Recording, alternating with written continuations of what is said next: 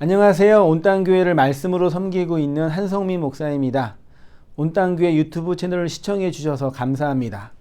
설교를 들으신 후에 좋아요와 구독을 꼭 눌러주시면 감사드리겠습니다. 온땅교회 말씀 사역에 큰 도움이 됩니다. 오늘도 말씀 안에서 평안하시고 즐거운 하루 되시길 바랍니다. 감사합니다. 구독과 좋아요를 꾹꾹 눌러주세요. 감사합니다.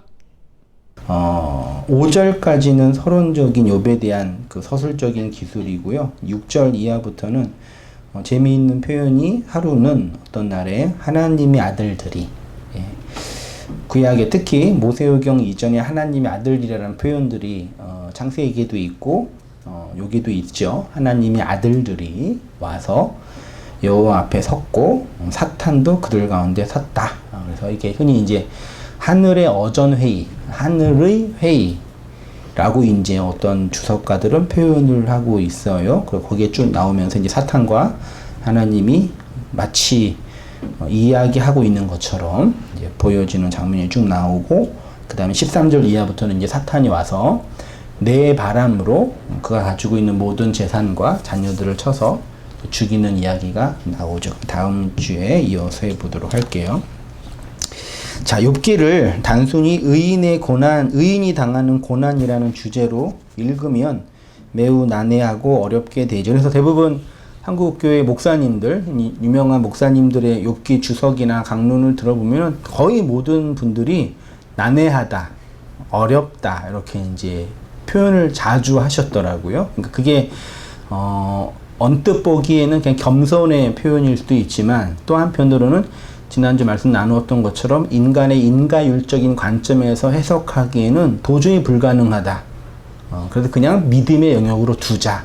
이런 식의 표현을 많이 이제 하시더라고요. 왜냐하면은 의인이 당하는 고난, 욥을 인간 편에서의 의인이라고 상정하고 그가 당하는 고난을 평가하면 매우 이제 고통스럽게 되는 거죠. 난해하게 된, 답이 앞뒤가 안 맞게 되는 모양새가 되죠.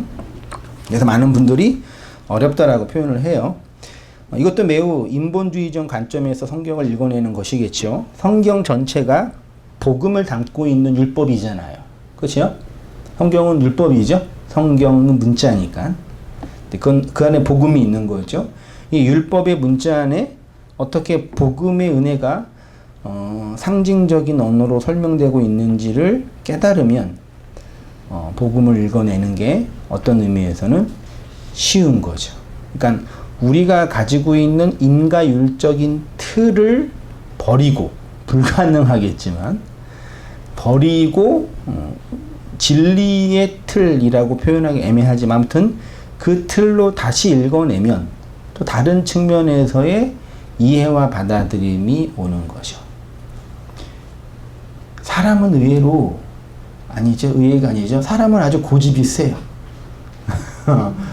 순수한 사람이든 정직한 사람이든 올바른 사람이든 의로운 사람이든 그리고 더러운 사람이든 불결한 사람이든 각자 자기 나름대로의 고집이 있어요. 그래서 어느 때 보면 되게 답답할 때가 있죠. 의인이라는 측면과 자기 고집이 있다라는 측면은 다른 거죠. 성경과 하나님과 역사를 바라보는 측면에서 하나님 우리에게 요구하는 것 중에 하나는, 제가 보기엔 하나님은 우리의 의로운 고집, 우리의 착한 고집을 뭐 하기를 원하시냐면요, 꺾기를 원하셔요. 아침에 보면서 곰곰이 생각했거든요. 의로운데 그 고집이 센 의로움이거든요. 그래서 그 의로운 고집을 고난이라는 우리가 평가하는 것으로 하나하나 끊어내시는 것 같아요. 하나님은, 제가 볼 때는요. 욥기도 그렇게 읽어내면 괜찮을 듯해요. 자, 1장 1절 이하에 욥에 대해서 설명하고 있지요. 우스 땅에 욥이라 불리는 사람이 있었다. 그는 온전 정직 경외 악에서 떠난 자라고 도덕적으로 평가하고 있고요. 이후에 그가 가지고 있는 소유, 재산과 자녀가 있죠. 남자에게 부인도 가족인데 왜 부인은 안 넣고 자녀들만 있을까라는 그런 인간적인 생각을 해봤는데, 아무튼 아들 몇이요? 7, 딸 3, 자녀 10이 있었고, 양 7천, 낙타 3천, 소 500결이. 한 끼 결이가 이렇게 소를 할 때 이렇게 쌍으로 하는 그런 거라면서, 그러니까 소 몇 마리요? 1000마리. 암낙이 500. 이렇게 거대 아주 큰 자산이죠. 고대 시대로 하면은요. 지금 뭐 그 소 한 마리에 한, 제가 잘 모르지만 몇백만 원 될 거 아니에요. 그렇죠? 우리나라 한우는 더 비쌀 거 아니에요? 그러면 한 마리면 당 뭐 1000만, 500만 원 해도 얼마겠어요? 소만 해도요. 꽤 많은 자산이죠.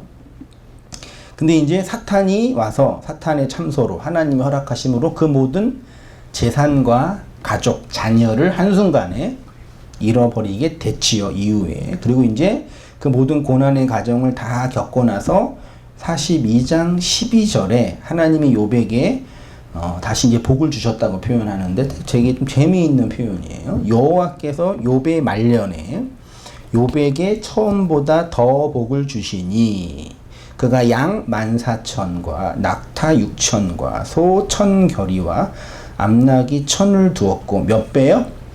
딱 이게 의도적으로 일부러 이렇게 표현한 것 같아요. 어떻게 양이 14,000이겠어요? 14,000 한 마리 안 될까요? 셀 때 그 다음날 그 새끼 나올 수도 있잖아요. 그럴 수도 있잖아요. 그리고 뒷자리가 다 0으로 끝나잖아요. 그러니까 이거는 사실이 아니라는 얘기가 아니라 성경이 의도하는 바가 있는 거죠.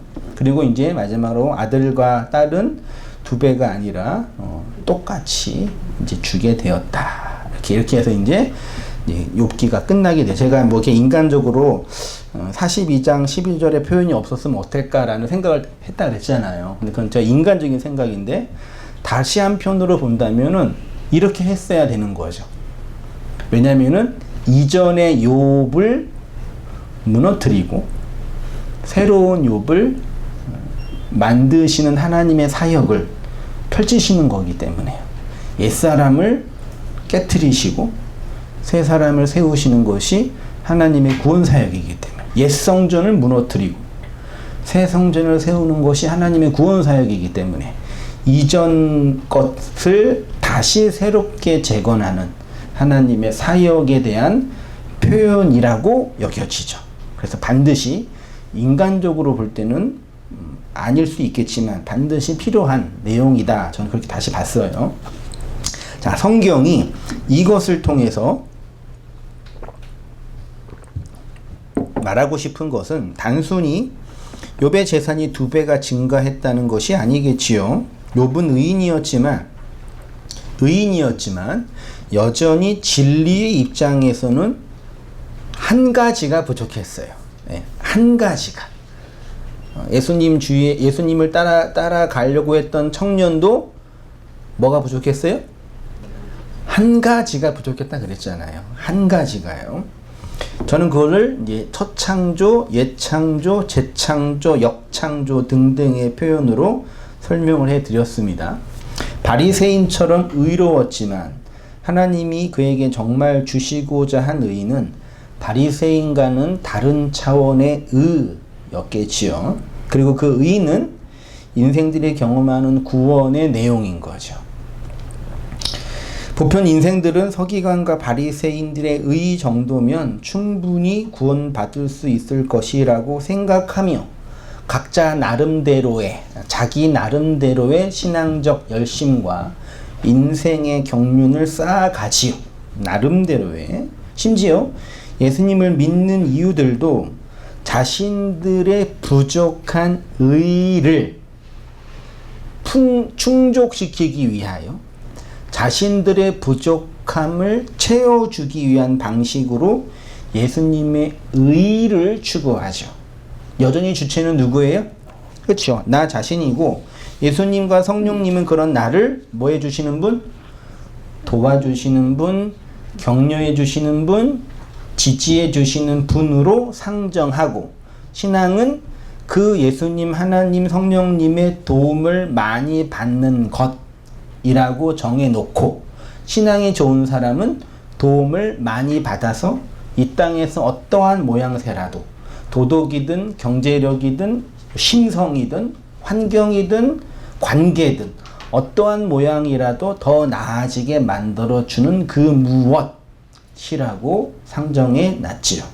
그래서 욥기를 읽기가 매우 난감하고 난해해요. 결론으로는 더 나아진 것처럼 보이지만 이러한 인간의 율법적 틀과 인가율의 관점에서는 읽혀지지 않는 부분이 너무나 많이 있는 거죠. 제가 지난주 설교에 20 몇 장인가 그 한글 성경이 아니라 개역 표준 해변역이었죠. 그 문구를 다시 읽어 보시면은요, 하나님이 어떤 모습으로 나타나 있어요? 욥을 옆에서 째려보면서 저놈을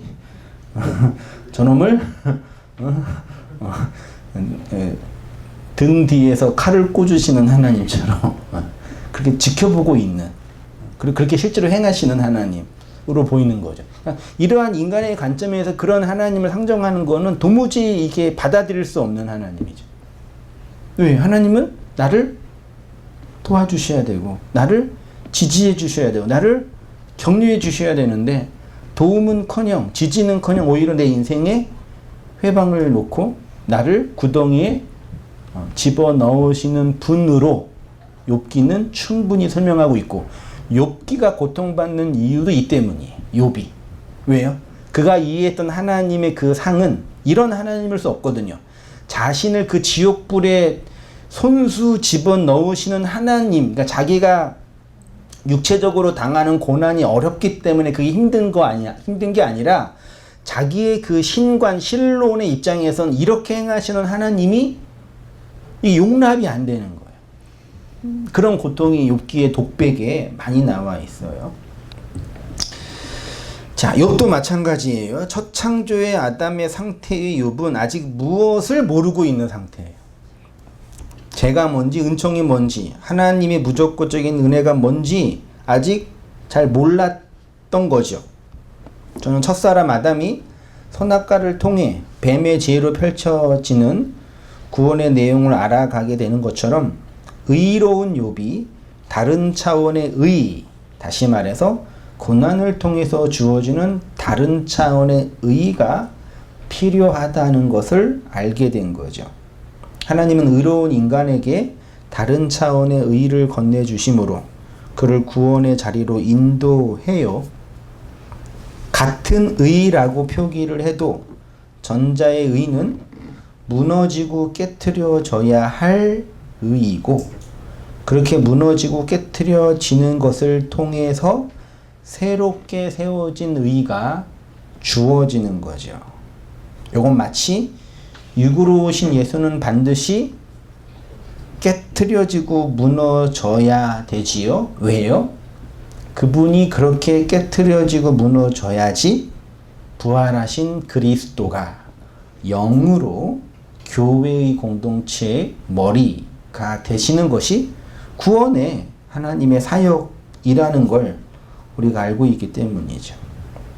욥기 1장에서의 그 욥의 의는 반드시 무너지고 깨트려져야 할 의다. 그렇게 상정하고 읽어내면은 훨씬 더 읽어내기가 쉽습니다.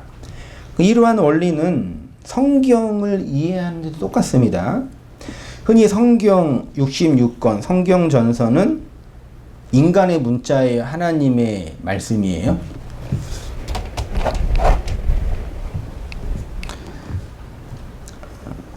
성경 전서, 문자로 기록된 이 성경은 하나님의 말씀이에요? 인간의 문자예요? 네, 뭐예요? 둘 다예요? 이렇게 겉으로 볼 때는 그냥 문자죠. 그렇죠? 책이라는 이 종이에 먹으로 기록된 인간의 상징으로 기록된 그 기호에 불과하죠. 그 기호학에서는 그냥 기호예요. 그 성경 전서 자체는 어떠한 효력이나 어떠한 성스러움이나 어떠한 능력은 없지요. 우리가 성경이 하나님의 말씀이다라고 고백할 때 그 의미는 성경 문자 자체가 하나님의 말씀이라고 생각하는 건 아니지요. 그렇죠? 다 그렇게 이해하시죠? 그치 문자지만 그 안에 하나님의 말씀으로서의 내용이 있다는 걸 우리 각자가 경험했기 때문에 제가 그렇게 말해도 저건 틀린 말이 아니다라고 여러분 이해하시잖아요. 그 차이를 충분히 이해하시고 계시잖아요. 똑같아요. 성경이 하나님을 어떻게 설명하고 있냐면 하나님은 문자이시니 라고 하지 않고 하나님은 영이시니 라고 하나님에 대해서 명명백백하게 정의를 내려요. 근데 그 정의를 내리는 하나님의 본질은 뭐라고요? 영이라고 표현하고 있어요. 하나님은 글자니, 하나님은 문자니 하지 않고 하나님 뭐라고요? 영이시니 그래요. 성경의 문자를 통해서 우리는 하나님을 배운다고는 하지만 그 문자의 하나님도 결국은 뭐 해야 된다고요? 파괴되어져야 되고 무너져야 되고 깨트려져야 되죠. 그래서 엄밀하게 우리가 하나님의 완성된 나라로서의 그 천국이라는 것에 들어갈 때 육의 완전한 소멸을 통해서 하나님의 완성된 그 나라에 들어갈 때 문자로 이해했던 하나님으로는 불가능한 거죠. 이해되셔요? 그래서 천국 갈 때 성경 가지고 가요, 안 가요? 안 가죠. 이 귀한 성경책을 가지고 가야지. 그러면 돼요, 안 돼요? 안 되는 거죠. 이 역할을 하기 위해서 오신 분이 바로 육으로 오신 예수님이에요. 요한은 예수님을 말씀이라고 하고 그 말씀이 뭐가 됐다고요? 육이 됐다고 했잖아요. 그 육은 반드시 십자가에서 뭐 해야 돼요? 무너져야 돼요. 깨트려져야 돼요. 파괴되어야 돼요. 그렇게 십자가를 통과한 육이 부활하여 영, 하나님의 마음이 되어 교회에게 증거되는 내용이 복음서와 사도행전 등등에 기록되어 있는 거죠. 우리가 하나님은 영이시니라고 할 때 그 영의 하나님을 알지 못하면 여전히 그 하나님을 금송아지 우상, 인간의 상징계로 포장된 문자의 하나님으로 만들어 놓고 섬기는 거죠. 욥기 1장에 기록된 욥의 상태가 딱 이러했어요. 그래서 누가 필요해요? 사탄이 필요해요. 그래서 사탄이 등장해요. 욥은 의인이었지만 제 표현으로는 불의한 의라고 표현했어요. 아담이 무흠했지요. 첫 창조된 아담은 무흠했잖아요. 쉬운 말로 죄가 없었잖아요. 하나님이 아담을 창조해 놓았을 때 그 아담의 상태는 죄 없는 상태였잖아요. 그치요? 맞지요? 근데 그걸로 충분하지 않았어요. 하나님 입장에서는. 그래서 뭘 만들어 놓으셨어요? 선악과를 만들어 놓으시고 선악과를 통과하게 하신 거죠. 선악과를 통과해서 무흠한 아담이 죄인이 됐잖아요. 그걸 통해서 구원을 설명하신 거죠. 욥도 똑같은 거죠. 의인이었고 죄 없고 정직하고 온전하고 좋은 말 다 표현했지만요. 아직 무엇인가 잘 모르는 상태. 쉽게 말하면. 어떻게 표현했냐면요. 자신이 불의한 자인지 아직 모르는 상태죠. 그렇죠? 아담도 죄가 뭔지 몰랐죠. 뭐 먹기 전에? 선악과 먹기 전에. 그 죄를 하나님이 가르쳐 주신 거죠. 왜요? 의를 주시려고. 자, 계시록 20장 12절 이 말씀 보세요. 또 내가 보니 죽은 자들이 큰 자나 작은 자나 그 보좌 앞에 서 있는데 책들이 펴 있고 또 다른 책이 펴졌으니 책이 있었대요. 곧 생명책이라 죽은 자들이 자기 행위에 따라 책들에 기록된 대로 심판을 받으니 바다가 그 가운데서 죽은 자들을 내주고 또 사망과 음부도 그 가운데서 죽은 자들을 내주매 각 사람이 자기의 행위대로 심판을 받고 사망과 음부도 불못에 던져지니 이것은 둘째 사망 곧 불못이라. 15절 누구든지 생명책에 기록되지 못한 자는 불못에 던져지니라. 이렇게 되어 있죠. 자, 보세요. 성경 말씀이 기록된 성경 말씀 66권으로 성경 전서로 기록된 그 말씀이 인간의 문자로만 보이면 그 말씀은 무슨 책이라고요? 행위의 책이에요. 행위의 책은 우리를 반드시 뭐예요? 예, 정죄하고 심판해요. 그래서 성경 문자가 우리를 그 행위대로 심판한다고 하는 거죠. 근데 생명책에 농명된 자들이 구원을 얻는 거죠. 그 말은 문자로 기록된 성경 말씀이 행위의 책이 아니라 은혜의 책이 된다는 거죠. 누구에게요? 그 생명책에 농명된 자들에게는요. 같은 원리로 지성소에 속죄소가 있지요. 하나님은 지성소의 속죄소에서 임재해 주신다고 약속해 주셨습니다. 어디에요? 성전 안, 성막 안, 성소 안 특별하게 구별되어 1년에 단 한 번만 누구만? 대제사장만 1년에 단 한 번만 대제사장만 들어갈 수 있는 속죄소에 하나님이 오신다고 임재하신다고 약속해 주셨잖아요. 그게 소위 말해서 하나님의 셰키나의 영광, 임재의 영광이라 그랬잖아요. 어디에 오신다고요? 지성소 안의 속죄소예요. 근데 그 속죄소의 내용은 뭐예요? 속죄소가 어디 있는지 아시죠? 지성소 안에 네모상자 하나가 그게 뭐예요? 언약궤죠.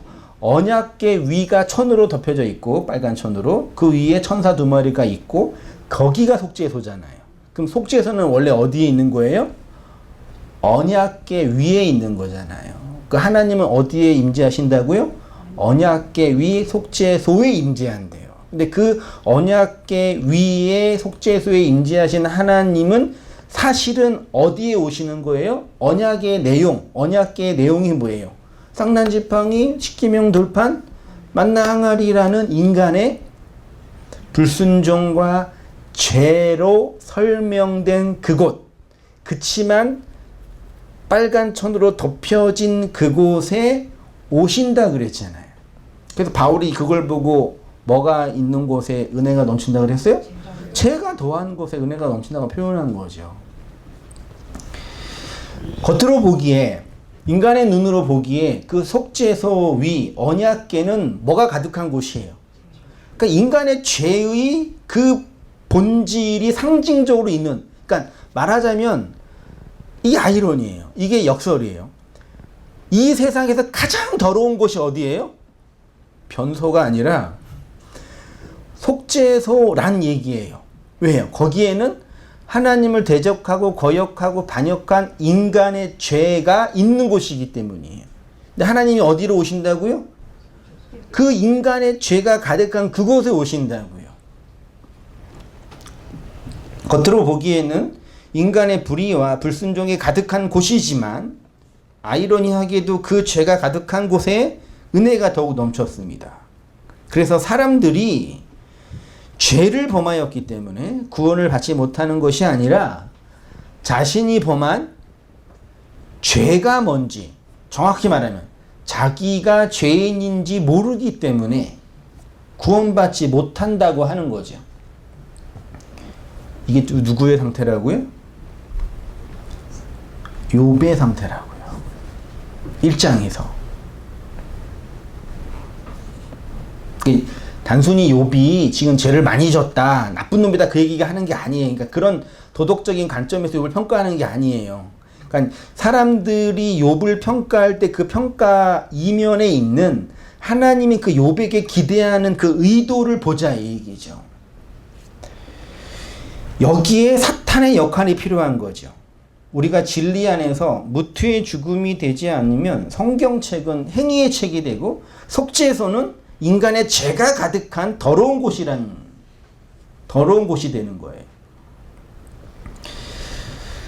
욥은 아브라함 시대의 인물이라고 대부분의 사람들이 얘기해요. 그렇게 보여요. 모세전, 그러니까 성경 전서, 경전이 인간의 문자로 기록되기 전 하나님은 아브라함에게 구원을 어떻게 설명했을까요? 더 쉽게 말하면 아브라함에게 있어서 성경 전서는 뭐였을까요? 있었어요? 없었어요? 우리가 지금 말하는 이 성경책은 없었지요? 그럼 어떻게 하나님을 알았어요? 꿈에 나타나시고 뭐 보이시고 그런 식으로 했어요? 그러니까 하나님이 아브라함이라는 그 시대의 인물에게 당신을 계시하는 방식으로 뭘 줬을 거 아니에요. 그렇죠? 그 대표적인 게 하나가 뭐였겠어요? 그 어린 양이잖아요. 지금 우리에게 이렇게 기록된 성경이 있지만 아브라함에게는 기록된 성경이 없었지요. 욥도 마찬가지예요. 이 얘기를 하고 싶어서 그러는 건데 욥에게는 문자로 기록된 하나님에 관한 이야기가 없었죠. 근데 욥이 1장에서는 뭐 했어요? 하나님을 뭐하고? 경외하고 온전한 자라 그랬죠. 심지어는 하나님께 범죄할 걸 걱정해서 자녀들이 번제를 드린다 그랬잖아요. 욥에게는 하나님이 누구인지 아는, 소위 말해 하나님 아는 지식이 있었겠네요. 그러면 그에게 그 하나님을 문자로 기록하고 가르쳐준 오늘날 우리로 말하면 그 성경 전서의 그 내용은 뭐였겠냐? 그 질문을 제가 드리는 거예요. 혹자는 쉽게 말하면 그냥 구전으로 전달됐다라고도 표현하는데, 욥에게 있어서 기록된 성경 전서는 1장 1절에 욥이 소유로 가지고 있는 뭐예요? 아들들과 딸과 재물, 가축이라고 표현된 재물이라고 저는 보여요. 그래서 아내가 없었던 거예요. 왜 그러냐면은 욥이 마지막 장면에 모든 고난을 통과한 후에 하나님이 뭘 회복해 주셔요? 1장에서 주셨던 자녀들과 가축 재산들을 뭐 해주세요?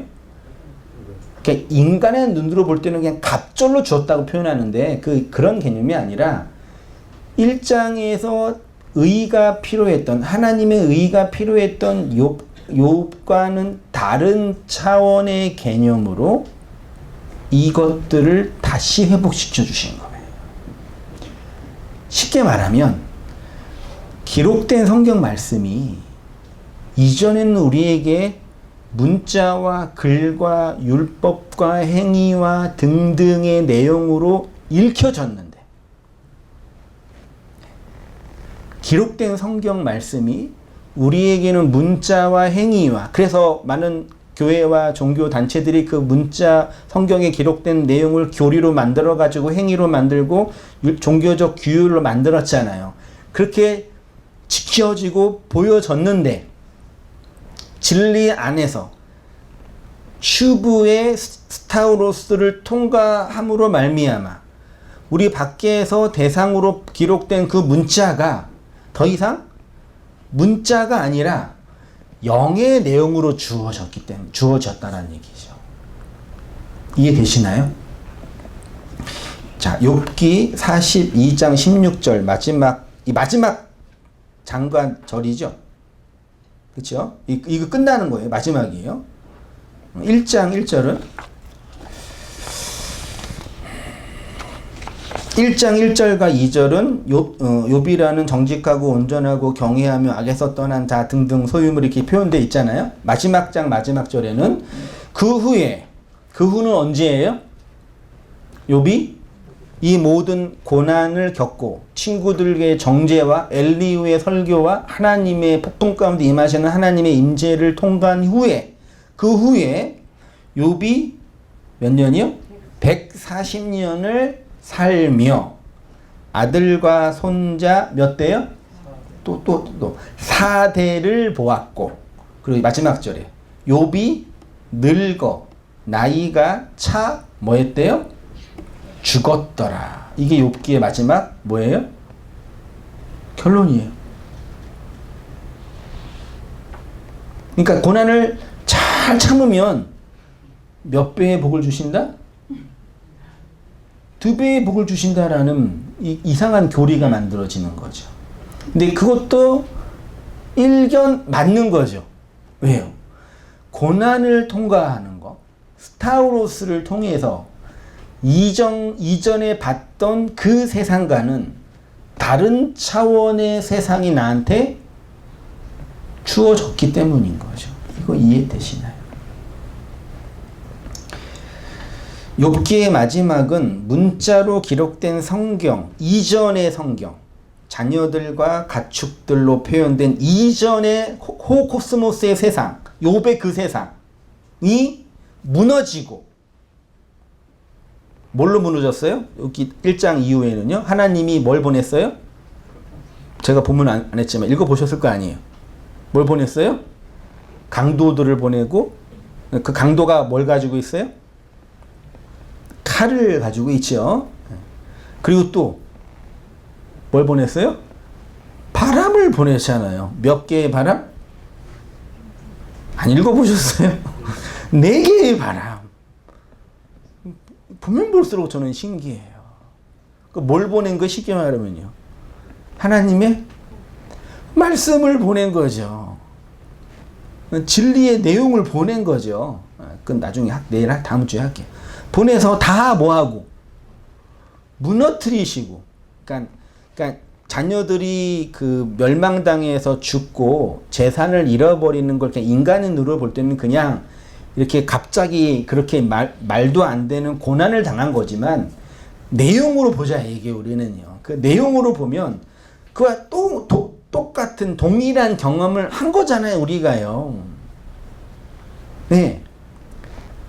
다 무너진 거잖아요. 옛 성전이, 옛 율법이, 옛 경전이, 옛 자아가 뭘로요? 하나님이 보내신 불, 칼로 하나님이 보내신 4개의 바람 말씀으로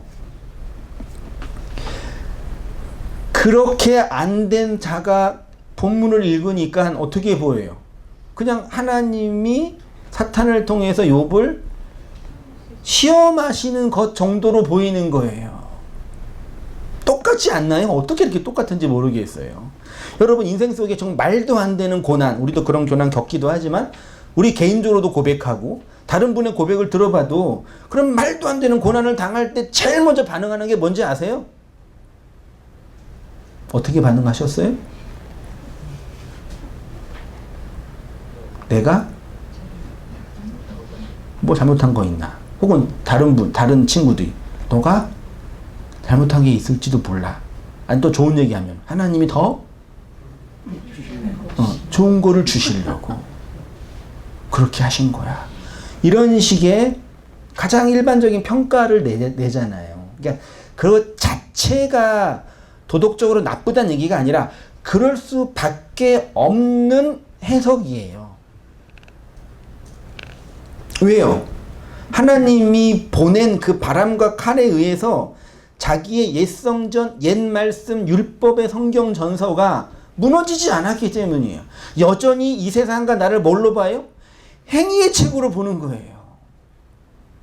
그러니까 그 행위의 책이 나를 뭐하는 계속 정죄하고 심판하고 불못 속에 집어 던지는 거라니까요. 근데 마지막 절에 욥이 그 후에 욥이 140년을 살며 아들과 손자 4대를 보았고 욥이 늙어 나이가 차서 이거 얼마나 그냥 이 단순해요. 어떻게 보면 별 얘기도 아니잖아요. 그냥 뭐예요? 복 받고 병에 안 걸리고 암으로 안 죽었다. 그냥 편안하게 죽었다. 그렇게 해석한다는 게 말이 되냐고요. 속 터져 죽겠어요. 이 말씀은 이전의 말씀, 즉 자신을 의롭게 만든 율법의 말씀들이 다 뭐하고? 무너지고 영으로 새롭게 주어진 그 무투의 죽음, 영의 말씀으로 꽉 차서 진리의 죽음으로 이르게 되는 그 내용을 얘기하는 거죠. 그래서 욥이 늙어가 히브리어로 자켄이라는 단어. 이게 단순히 나이가 이렇게 들다, 노인이 되다 라는 뜻이지만 성경에서 나이가 들다, 노인이 되다, 장로가 된다는 얘기도 무슨 내용으로 본다면 진리가 된다. 옛날 공자 선생님이 환갑이면 뭐라 그래요? 60가짜가 회복돼서 이제 하늘이 되고 이 세상에 있는 것들을 그 진리로 해석하는 그거라고 설명했잖아요. 그러니까 이 자켄이라는 개념은 단순히 이렇게 나이가 이렇게 늙어가는 개념 정도가 아니라 어른이 되고 장로가 되고 백발로 진리가 되는 차원을 설명하는 거예요. 욥이 그렇게 장로가 되어 늙어 진리가 되어 이 나이가 욤이에요. 욤은 나이라 그러면 안 돼요. 욤은 그냥 뭐예요? 날 혹은 해, 하나님이 주신 인생의 날, 기회의 날, 그거예요. 그러니까 욥이 그 인생의 날에 진리가 되어 나이가 차서 있죠. 요 차서도 이게 꽉 차다, 충족하다 그 뜻이에요. 하나님이 주신 그 날의 진리로 꽉 차서 뭐 했다고요? 죽었대요. 죽다가 뭐라고요? 무투예요. 근데 이게 계속법, 와우 계속법, 그 다음에 미완료형이에요. 히브리 동사는 완료, 미완료뿐이 없는데 미완료는 뭐예요? 동작이 아직 완성되지 않는, 반복되고 진행되고 있는 상태를 미완료로 표현하거든요. 그러니까 죽는 거는 완료된 거죠. 무투 죽는 건 끝나는 거잖아요. 근데 와우 계속법, 계속적으로 뭐 하는 거예요? 죽어가고 있다. 뭘로? 욤의 날 동안 진리로 가득 차서. 뭔지 아시겠어요? 그러니까 마지막 욥기의 결론이 욥을 통해서 내리고 싶은 결론은 욥이 이제 이 모든 선악의 과정을 통과함으로 말미암아 옛 성전이 무너지고 옛 성전의 말씀들이 깨트려지고 옛 언양들이 허물어짐으로 말미암아 이제 새롭게 된 그 욥이 진리 안에서 죽어가게 되었더라. 이 정확하게 누구의 얘기예요? 성령 받은 신약 교회의 이야기이잖아요. 그래서 성경에 제일 먼저 기록된 책이 욥기예요.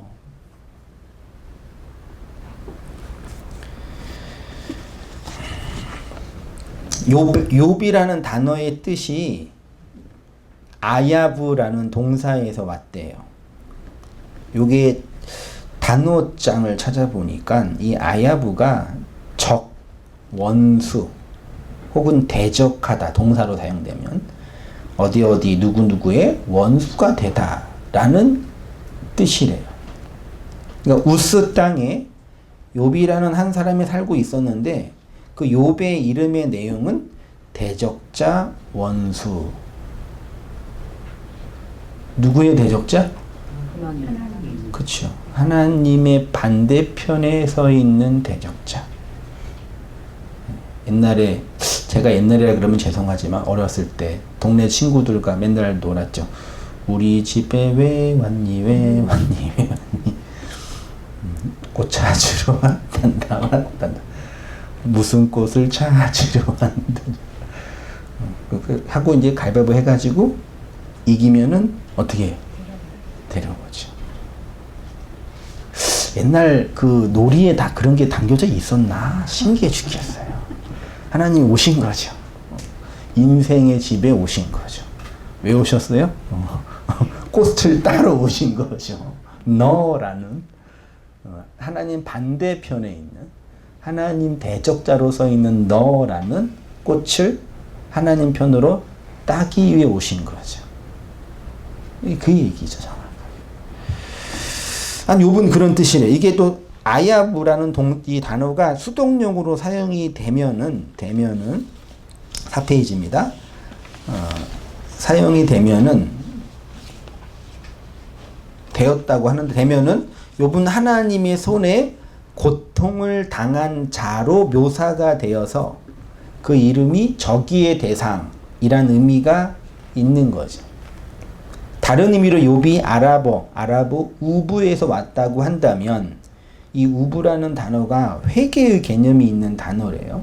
그러니까 욥이 대적자의 뜻이든 회개라는 의미가 있는 뜻이든 그의 이 고난이라고 설명된 내용을 통해서 우리에게 전하고 싶은 것은 하나님 반대편에 서 있는 너라는 얘기죠. 그 새 친구들과 논쟁을 하고 이후에 엘리후가 설교를 하거든요. 설교를 통해서 이후에 하나님이 욥에게 나타나서 당신의 사역을 다 보여주셨죠. 그리고 욥이 이런 고백을 하죠. 내가 주께 대하여 귀로 듣기만 하였사오니 이제는 눈으로 주를 배움나이다. 그러므로 내가 스스로 거두어 드리고 티끌과 재 가운데서 뭐 한대요? 회개한대요.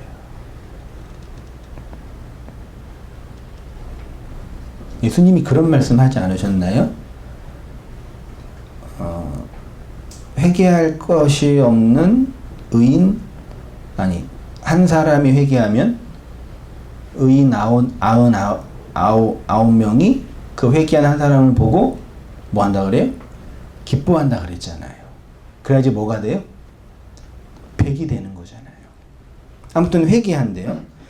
그러니까 욥은 뭐가 필요한 사람이라고요? 회개가 필요한 사람이라고. 근데 그 회개의 내용은 뭐예요?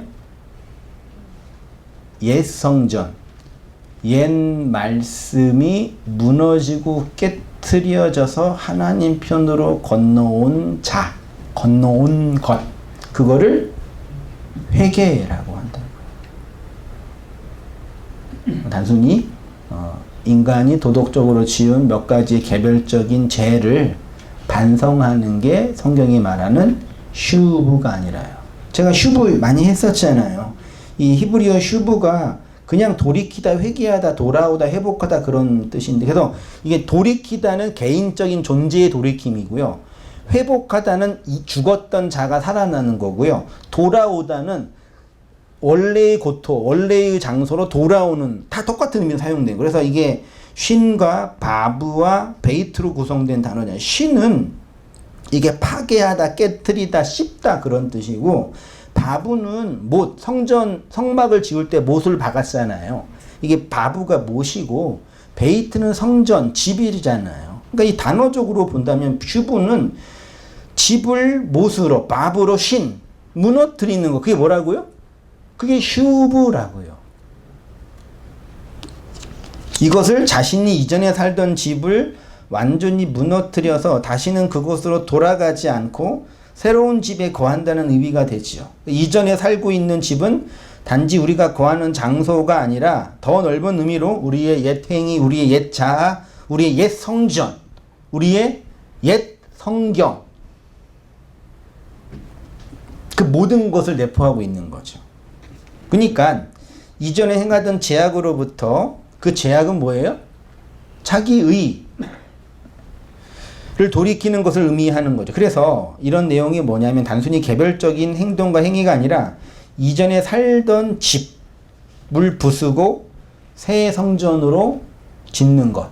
그게 구약의 슈브라는 이 동사가 가지고 있는 의미였다고 많이 말씀드렸잖아요. 그래서 바울이 이렇게 표현했잖아요.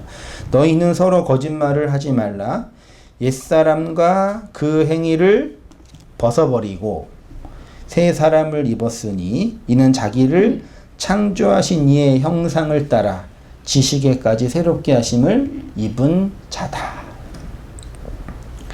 그래서 욥이라는 이름 안에 이렇게 대적과 회개의 개념이 있기 때문에 있다라는 것은 그에게 고난이라는 것을 통해서, 고난이라는 하나님의 행하심을 통해서 하나님 반대편에 서 있는 스스로 의인이라고 여기는 인생의 옛 성전이 무너뜨려지는 그 경험이 있는 거죠. 그거를 그리스도의 십자가, 바브라는 단어가 하는 거죠.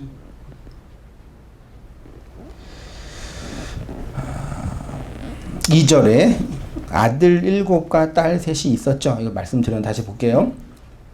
욥이 낳은 7 아들과 3 딸은 인생이 자기 것이라고 소유하고 있는 자기 인생 말씀, 율법의 말씀이라고 정의 내릴 수 있어요. 그러니까 욥에게 있어서 자기의 율법의 말씀은 뭐라고요? 아들, 딸, 재산. 그게 뭐예요? 이 코스모스의 세상에서 하나님이 건네준 하나님의 말씀들이에요. 율법의 말씀. 그래서 하나님이 그걸 어떻게 하신다고요? 무너뜨리신다고요. 그래서 예수님을 말씀이 되신 아들이라고 했잖아요. 우리 인생은 자기 말을 가지고 살아가는데, 그래서 인생 말씀이라고 하는데, 예수님은 하나님의 말씀이 사람이 된 것이기 때문에 말씀이 육신이 된 거죠. 욥에게는 이렇게 그 인생이 낳은 아들들과 아들 7과 딸 3, 총 10의 말씀이 자기 소유로 있었던 거죠. 그냥 단순히 가장 사랑하는 자식을 하나님 뺏어갔다. 그렇게 하지 마세요. 하나님 그렇게 나쁘신 분 아니에요.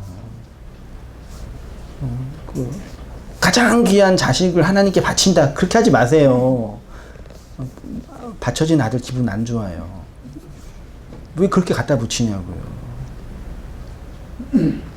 그렇게 다 상징과 표상으로 설명할 방법이 없어서 그렇게 설명해 주셨는데 왜 동일하게 적용하냐고요.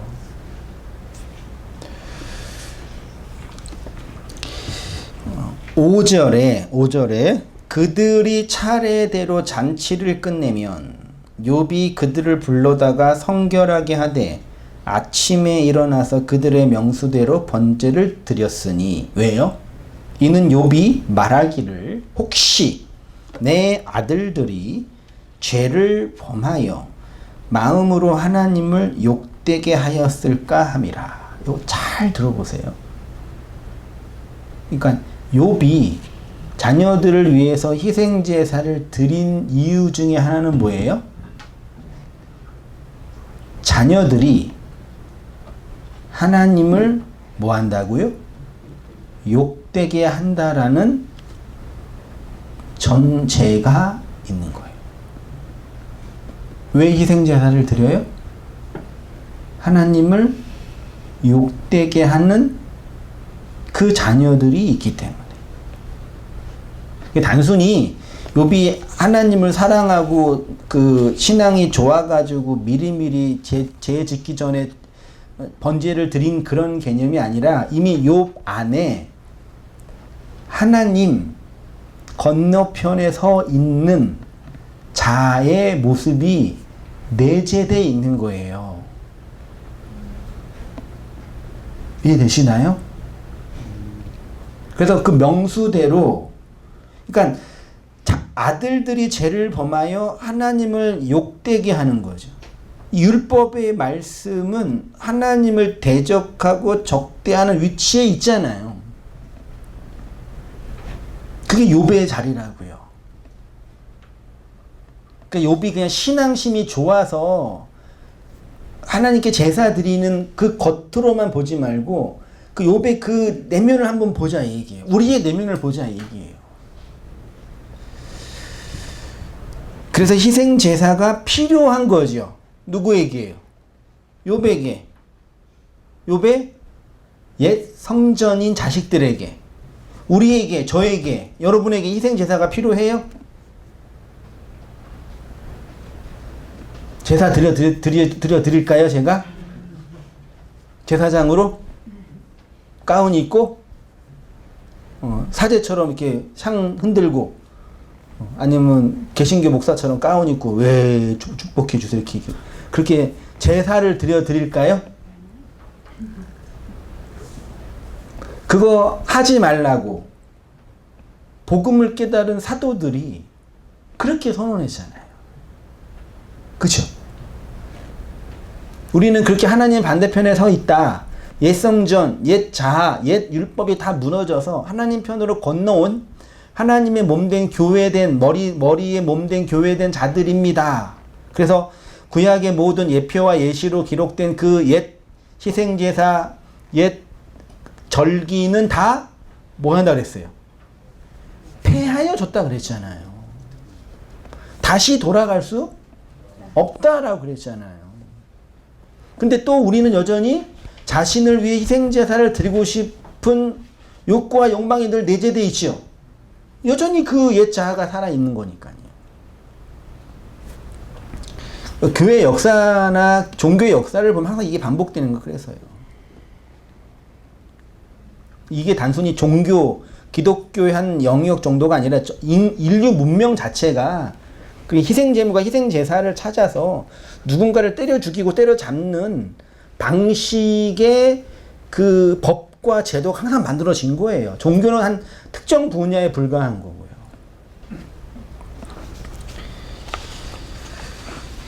자, 보세요. 예수 그리스도가 육의 눈으로 보이게 나타나면 그 예수는 뭐라고요? 예수 그리스도가 육으로 오신 예수가 육체로 오신 예수가 눈에 보이게 나타나면 그 예수는 뭐라고요? 사탄. 이거 동의되세요? 사탄은 뭐예요? 뱀. 그러니까 사탄의 뜻은 대적자인데 그 내용이 담고 있는 의미는 뱀이잖아요. 뱀. 원래 하나님은 영이에요. 그 영이신 하나님이 사람의 눈에 보이게 나타나면 성경전서 문자라 그래요. 우리는 성경을 통해서 하나님을 배워가죠. 그렇잖아요. 우리 인생들 모두가 영이신 하나님 입장에서 볼 때는 뭐라고요? 사탄인 거죠. 그래서 이 사탄, 하나님 편에서의 대적자, 하나님 반대편에 있는 그 사탄들을 구원하기 위해서 하나님이 그 반대편의 인생들에게 내려오신 거죠. 그게 다른 말로 뭘로 오셨다고요? 뱀으로 오셨다고요. 그래서 여기 이집트나 이런데 파라오 이야기나 뭐 고대 그 이야기 들으면 라라는 그 악한 신이 뱀으로 와서 이 땅에 뭐 그런 얘기가 많이 있는 게 이런 이야기를 담고 있는 거죠. 창세기의 뱀의 그 이야기를요. 땅에서 배로 기어다니는 뱀들을 모두 끌어안고 뱀으로 죽으신 분이 예수님이잖아요. 그래서 그 뱀의 지혜, 구원의 지혜를 문자로 기록한 것이 바로 복음서고요. 구원은 이 뱀의 지혜를 알아가는 거죠. 그래서 그 뱀으로 설명된 구원의 지혜를 바르게 알아서 복음을 전하라고 한 거죠. 뭐라고요? 너희는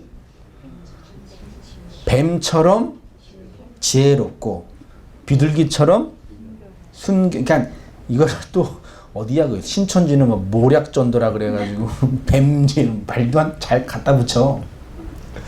그게 아니라 이렇게 뱀으로 살고 있는 인생들을 구원하기 위하여 뱀의 형상과 모양으로 오신 구원의 내용, 그게 뱀의 지혜로 펼쳐진 구원이란 얘기예요.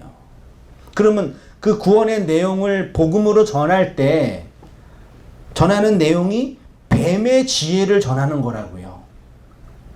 뱀으로 설명된 구원의 지혜를 전하는 거라고요.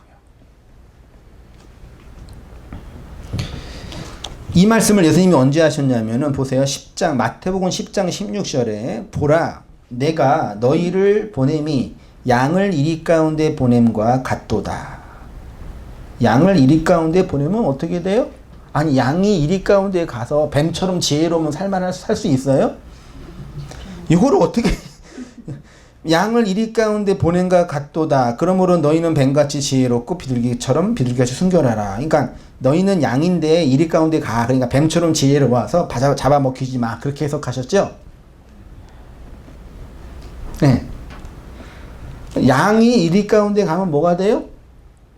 도시락이 되잖아요. 그렇죠?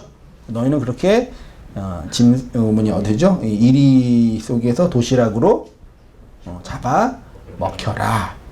그게 뱀의 지혜다. 그렇죠? 그러면 잡아 먹히는 내용을 설명할 거 아니에요. 설명하셨잖아요. 17절에 사람들을 삼가라. 그들이 너희를 공의에 넘겨주겠고. 그 공의는 율법적 체계의 옛성전이에요.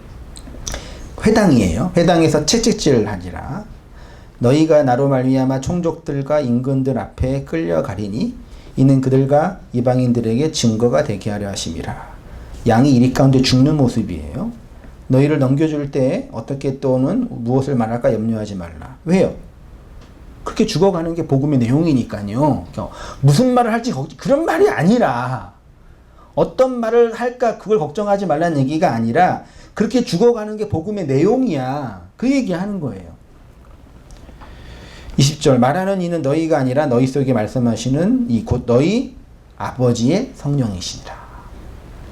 21절 장차 형제가 형제를 아버지가 자식을 죽이는데 내어주며 자식들의 부모를 대적하여 죽게 하리니 또 너희가 내 이름으로 말미암아 모든 사람에게 미움을 받을 것이나 뭐하는 자요?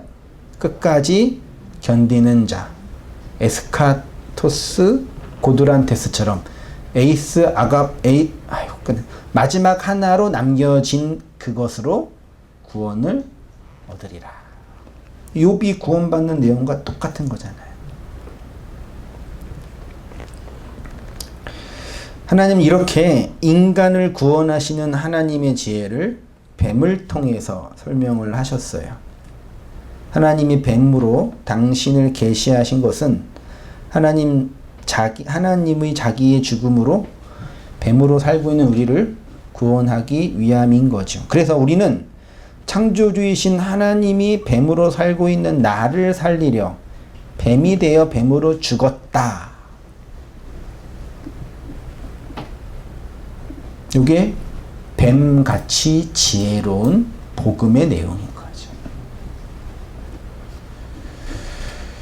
욥의 마지막 고백을 보세요. 다시 보면은 내가 주께 대하여 귀로 듣기만 하였사오니 이제는 눈으로 주를 배우나이다.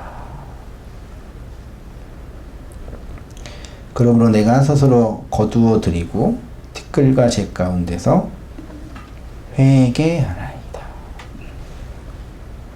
이렇게 회개한 욥이 무튀의 죽음 안에서 진리로 완성되는 것이 욥기의 내용인 거죠. 다시 볼게요. 그 후에 욥이 140년을 살며 아들과 손자 4대를 보았고 17절 욥이 늙어 자켄 진리가 되어 나이가 먹어 어른이 되어 나이가 차 욤 날들이 차 완성되어 바야마트 계속적으로 죽어가게 되었더라. 그리고 욥기가 끝나요. 그럼 이걸 동일하게 우리 이야기인 거잖아요. 우리가 생각했던 우리의 옛 성전, 옛 율법, 옛 성경, 옛 자아, 그것들이 하나님이 보내신 그 영의 말씀으로 무너지고 깨트려짐으로 내 안에 있었던 그 옛 자아의 끊임없는 싸움, 그게 그 싸움들이 새 친구들과의 논쟁 속에서 일어나는 거예요. 논쟁을 하고 이후에 이제 엘리후가 나타나죠. 엘리후는 무슨 역할을 하냐면 엘리후 설교 한번 잘 들어보세요. 되게 깊이 있어요.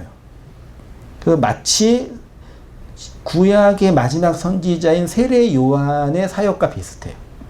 그래서 하나님을 소개하는, 율법의 끝에서 마지막 하나님을 소개하는, 우리 인생 속에 소개하는 그 역할을 딱 하고 하나님 배로 나타나 가지고 요백의 그 진리를 건네주심으로 무트의 죽음으로 이끌어 가시는 거죠. 그러니까 여기 내용 가운데 있는 내용은 지금 다 살펴보지 않았지만 이렇게만 보더라도 복음서인 거죠.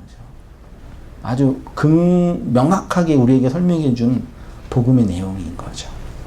그렇게 우리 성도님들도, 우리도, 저도 늙어 짝캔 나이가 차 욤 시베야 무트로 이끌어지기를 주님으로 축원드립니다. 네, 기도하겠습니다. 하나님 아버지, 욥기뿐만 아니라 성경의 모든 말씀이 그렇게 옛 성전으로, 옛 율법으로, 옛 자아로 살고 있는 우리들을 깨트리시고 그리스도 안에서 새로운 자로, 구원받은, 은혜 받은, 새롭게 만들어진 자로 세우시고 이끌어시는 하나님의 그 놀라운 구속의 사역인 것을 저희가 보고 배우고 나누고 고백합니다. 주님이 우리의 마음속에 그 영으로 건네주신 진리의 내용, 그 마지막 하나의 복음의 내용을 양식으로 잘 먹고 사탄의 자리에서, 하나님을 대적하는 그 자리에서 돌이키고 회개하고 휴부하여서 성전으로 새롭게 지어져 가는 우리의 모든 삶들이 다 되어지도록 주님 인도하여 주시옵소서. 그리하여서 진리 안에서 진정으로 나이가 들고 늙어지고 그 날들이 세워짐으로 말미암아 진리의 온전한 은총과 하나님의 구원의 능력들이 그 영광으로 나타나는 우리의 삶의 내용과 삶의 과정들이 다 되어지도록 아버지 인도하여 주시옵소서. 우리의 육이 경험하는 아픔과 눈물과 아쉬움들이 여전히 있지만 그 모든 과정들, 고난들을 통해서 우리의 왜곡된 신관과 하나님의 상들이 무너지고 그리고 하나님이 넣어주신 그 진리 안에서의 새로운 은총들이 우리를 하나둘 세워져 가는 그 놀라운 은혜와 은총의 사역들을 발견하고 고백하고 찬송하는 저희의 모든 삶들 다 되어지도록 인도하여 주시고 옛 성전, 옛 말씀들이 깨트려지고 무너지는 과정 속에서 아파하고 눈물 흘리며 원망하고 여전히 자기 고집을 세우는 우리의 자아가 있다면 그런 자아를 이끄시고 결국에는 우리를 승복하게 하시고 점령하시는 하나님의 은총 앞에서 새롭게 세워져 가는 저희의 모든 삶들이 다 되어지도록 아버지 인도하여 주시옵소서. 이젠 우리 주 예수 그리스도의 은혜와 하나님 아버지의 크신 사랑과 성령의 교통하심이 우리 사랑하는 모든 성도님들의 삶 속에 지금부터 영원까지 함께 있을지어다. 아멘.